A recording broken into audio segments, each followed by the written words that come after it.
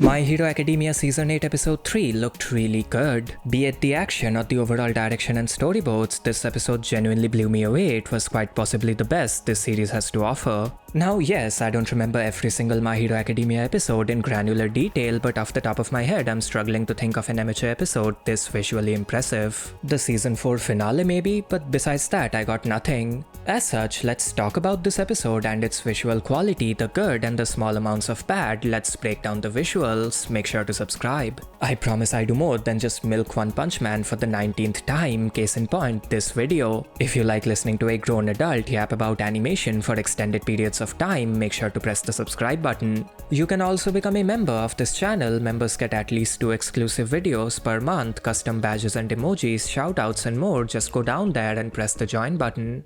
Now, before we talk about how insanely good this episode looked, we need to take a brief and hopefully interesting look at how My Hero Academia functions behind the scenes. I think that'll help us fully understand how an episode this good looking popped up in the middle of the season seemingly out of nowhere. Here's the thing about My Hero Academia, it is, by and large, a good-looking show. It has a strong, dedicated staff, a seemingly organized production model, let's not talk about Season 5, and regular access to a certain Yutaka Nakamura. I don't really know who that is, to be honest. He seems talented. He may or may not be the single greatest 2D animator to ever pick up a pen, but I'm not sure.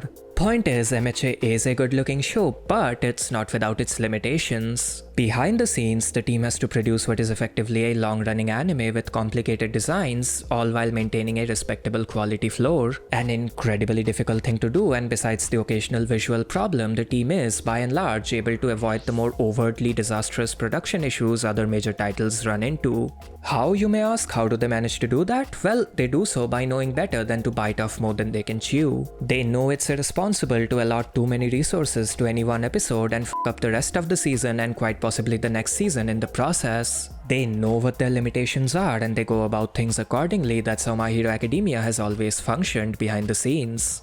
Now, imagine what would happen if all of those limitations were to maybe not disappear but take a back seat. Imagine what would happen if the staff didn't have to worry about producing 24 entire episodes and another 24 a year and change later. Imagine what would happen if the staff could pull out all the stops for once. Well, My Hero Academia Season 8 Episode 3 or Season 8 as a whole is what would happen. Quick staff overview, this episode was directed by Nanami Michibata and Michiru Itabisashi and storyboarded by Michibata, Sota Shigetsugu aka Honehone and Hiroko, the most obvious pen name ever of Kohei Hirota. Nanami Michibata is primarily a One Piece director. This was her first time working on MHA, and fun fact, she is the reason why Vincent Chansard was on this episode. Over on the storyboard side of things, you had Honehone, whom you might best know as the action director of the Chainsaw Man movie, and Kohei Hirota, although I'm sure his storyboarding contributions were limited to the section he animated and supervised.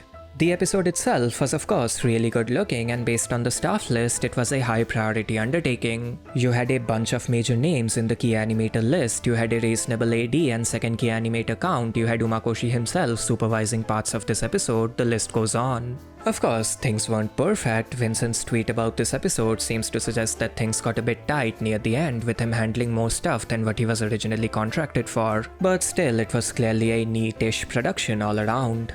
Anyway, with all of that out of the way, let's go through this episode scene by scene. One thing I noticed right off the bat was how well directed and storyboarded this entire episode was, and that applies to the non-action scenes as well. The opening shots featured spacious, visually interesting compositions, tons of rack focus shifts, reflections, backlightings, and of course incredibly strong drawings. Even some of the lighting and compositing choices, things MHA has struggled with before, looked really good. The entire opening section felt very, excuse my use of a buzzword that basically means nothing, cinematic. Also some cool liquid animation and tons of strong detailed drawings, you love to see it.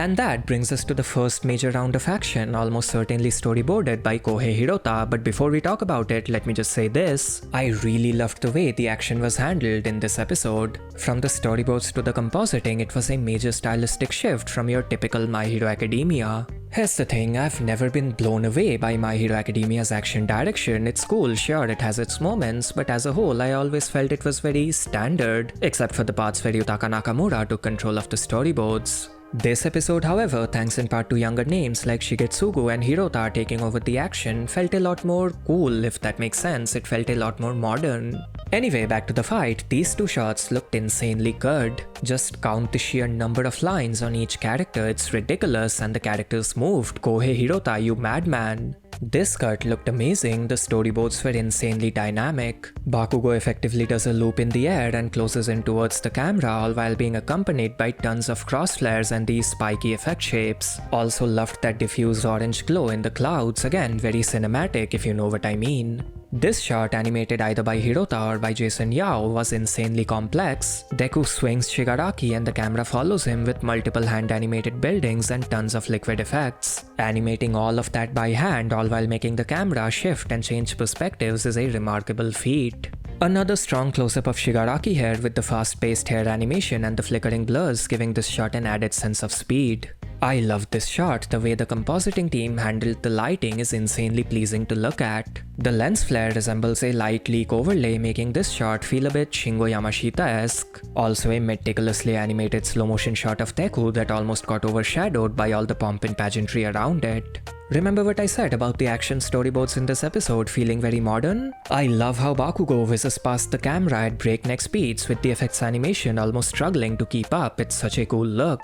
Also love these close-up shots, almost certainly animated by Jason Yao. The drawings were incredibly strong and the rotation of the characters were conveyed not just by the really well executed usage of static backgrounds, but also by the animated lighting going back and forth.